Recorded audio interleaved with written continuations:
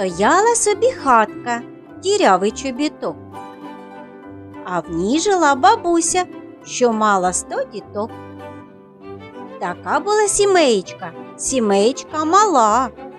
Ніяк із нею впоратись бабуся не могла.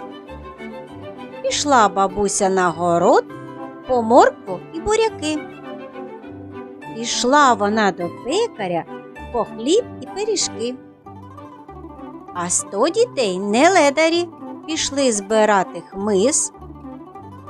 Усі взяли по гілочці, набрали цілий віз. Води взяли по крапельці і повний казанок. І наварили борщику бабуся й 100 діток. А потім 100 цеглинок вони принесли вмить. І склали з них будинок, і стали в ньому жить. А потім 100 зернинок поклали в землю в ряд. І виросли з них квіти, і став квітучий сад.